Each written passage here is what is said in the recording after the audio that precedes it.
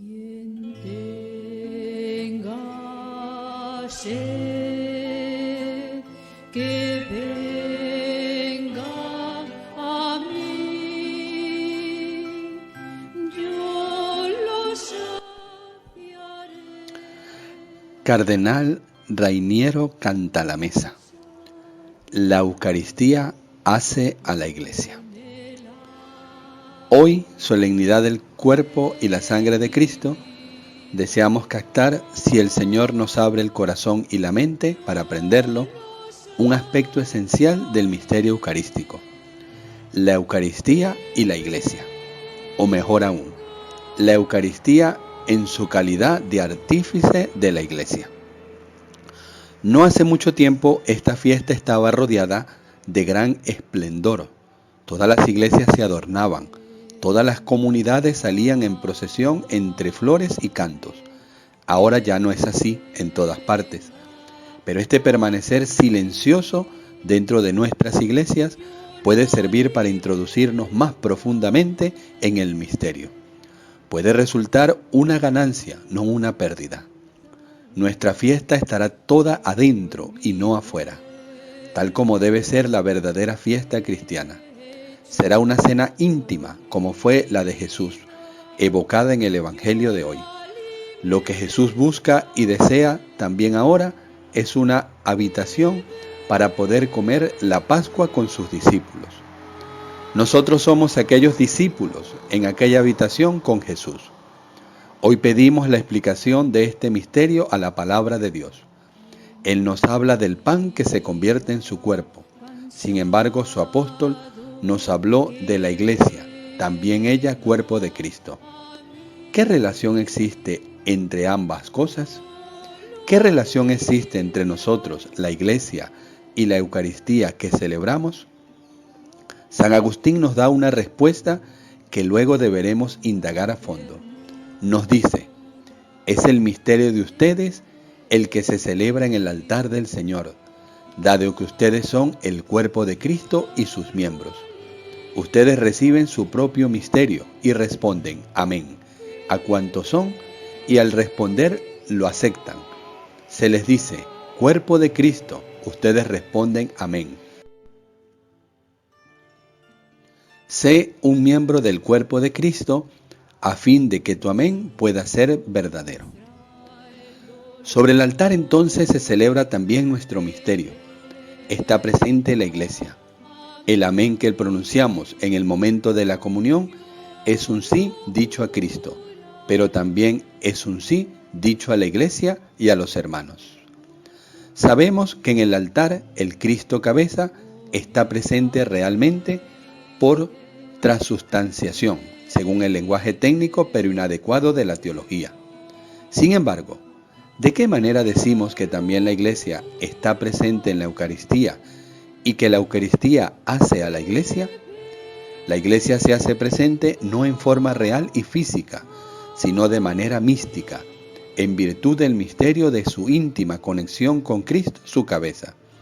En el altar entonces se hace presente el cuerpo real de Cristo y también su cuerpo místico, que es la Iglesia. En tres momentos particularmente se capta esta copresencia en el altar del cuerpo de Cristo, que es la Iglesia: en el ofertorio, en la consagración y en la comunión. El ofertorio es el momento en que la Iglesia es protagonista. El cuerpo místico de Cristo se hace presente en el momento en que, a imitación de Jesús, su cabeza, se ofrece al Padre. La liturgia lo subraya con palabras y gestos apropiados. El pan ofrecido, se dice, es el fruto de la tierra y del trabajo del hombre. Fruto de la tierra porque también la tierra participa en la Eucaristía, ya que obedeciendo el orden del Creador, Génesis 1:11, produce el vino que alegra el corazón del hombre para que él haga brillar su rostro con el aceite y el pan reconforte su corazón. Salmo 104, versículo 15. Fruto del trabajo del hombre, porque la tierra después del pecado no produce más sus frutos espontáneamente, sino solo con el sudor de la frente del hombre, con el esfuerzo y el dolor, así como la mujer da a luz a sus hijos con dolor. En el ofertorio, la Iglesia presenta a Dios la condición humana en toda su realidad concreta, como fue vivida también por su cabeza Jesucristo en la encarnación. Al poner gotas de agua en el cáliz decimos: el agua unida al vino sea símbolo de nuestra unión con la vida divina de aquel que ha querido asumir nuestra naturaleza humana. Valorizar el ofertorio de la misa significa asumir estos significados, hacerlos conscientes y operantes, poniendo personalmente en el cáliz del Señor nuestras gotas de agua, que son los esfuerzos, las pruebas, las alegrías, los proyectos y las esperanzas en alguna misa.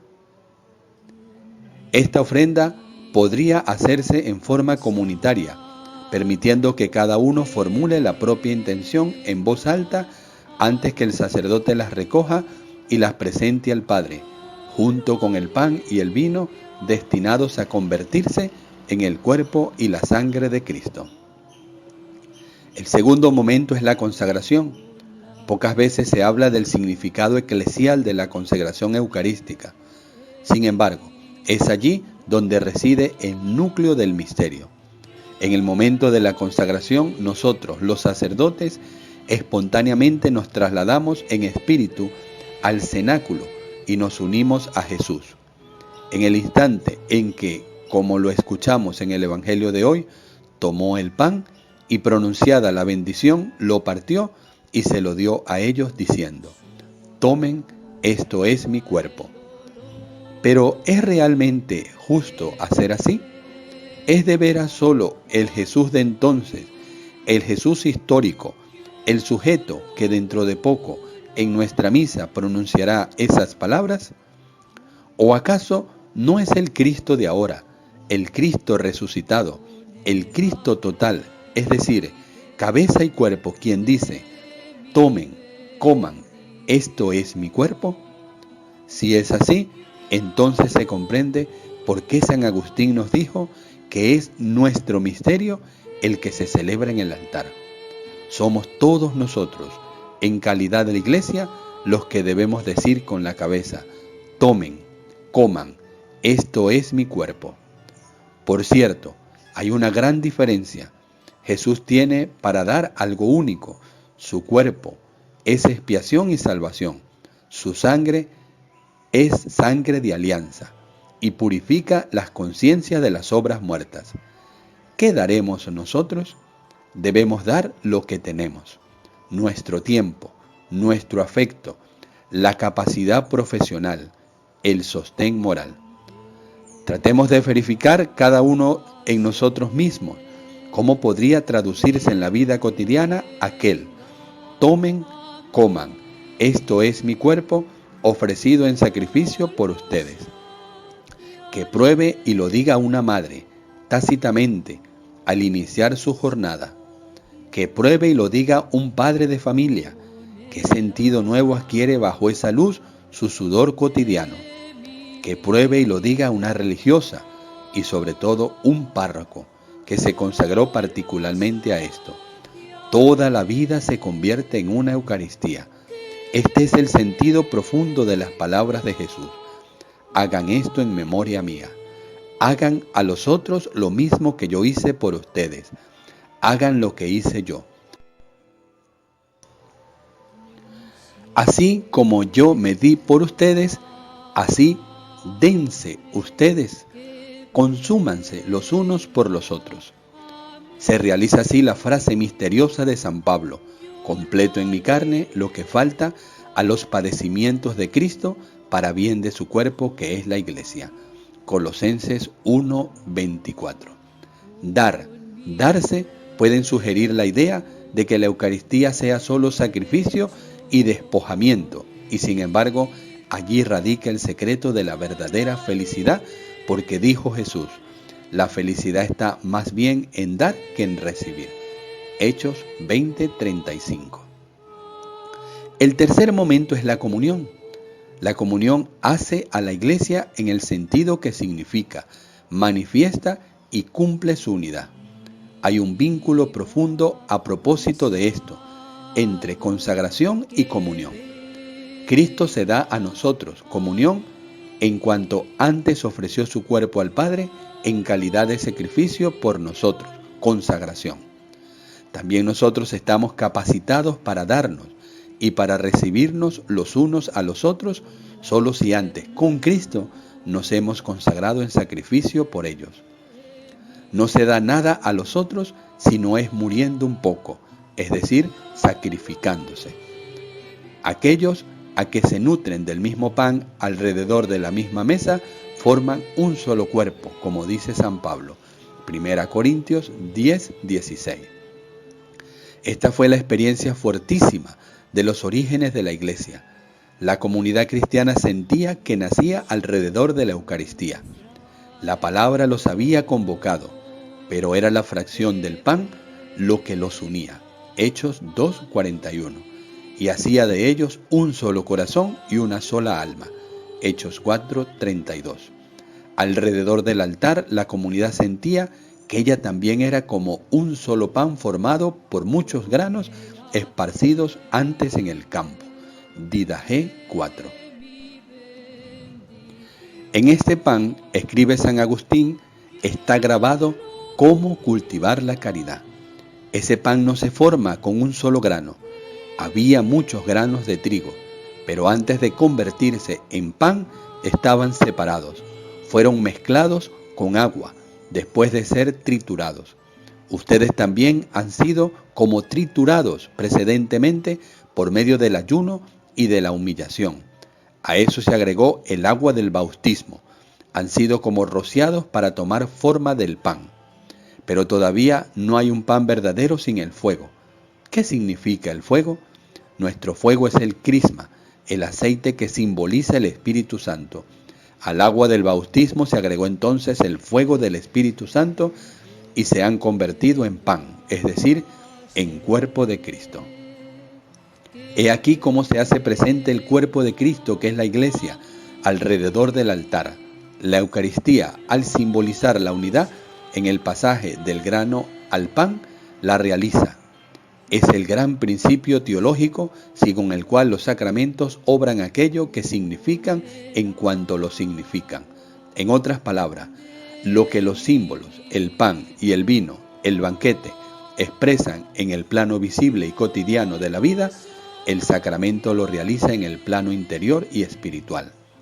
Se entiende por qué debe ser así y por qué la comunión eucarística hace a la Iglesia. Cristo, que viene a mí, es el mismo Cristo indiviso que también va al hermano ubicado junto a mí. Por decirlo de alguna manera, Él nos ata los unos a los otros en el momento en que nos ata a todos así. Aquí reside tal vez el sentido profundo de aquella frase que se lee en relación con los primeros cristianos. Unidos en la fracción del pan. Unidos al repartir, o mejor aún, al compartir el mismo pan. Ya no puedo entonces desinteresarme del hermano. No puedo rechazarlo sin rechazar al propio Cristo y separarme de la unidad. Quien en la comunión pretende ser de todo fervor por Cristo, después de que en casa acaba de ofender o herir a un prójimo sin pedirle disculpas o sin estar decidido a pedírselas, se parece a alguien que se pone en puntas de pie para besar en la frente a un amigo y no se da cuenta de que le está pisando los pies con sus zapatos reforzados. Tú adoras a Cristo en la cabeza, escribe San Agustín, y lo insultas en los miembros de su cuerpo. Él ama su cuerpo. Si tú te has separado de su cuerpo, Él, la cabeza, no. Desde lo alto te grita, tú me honras inútilmente. La Eucaristía realiza verdaderamente a la comunidad, pero enseguida esto nos hace aparecer bajo una luz nueva el otro aspecto, más tradicional, de lo que suele expresarse con las palabras la comunidad hace a la Eucaristía. En la medida en que una comunidad se compromete a hacer su Eucaristía, a hacerla siempre nueva, a invertir en el buen resultado todos los propios recursos, la Eucaristía a su vez hará a esa comunidad, es decir, la modelará, y la renovará cada día. Por eso es necesario que la comunidad cristiana nunca esté satisfecha con un modo de celebrar la Eucaristía y que trate siempre de mejorarlo, siendo inventiva con respecto a las formas para no caer en la rutina, que a todo lo vuelve opaco y soso. Ahora, tal vez hemos entendido cuánto hay de verdad en el hecho de decir que en el altar se celebra nuestro misterio, y a partir de ahí hemos entendido qué hacemos al decir amén en el momento de la comunión.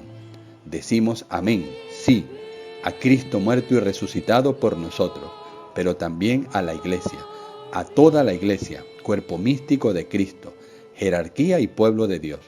En la Iglesia decimos sí a algunos en modo particular, a quien vive junto a nosotros, a quien nos ama.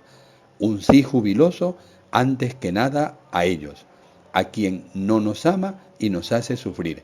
Y esto porque Jesús nos amó primero, se entregó por nosotros y dijo el potente sí que nos salvó.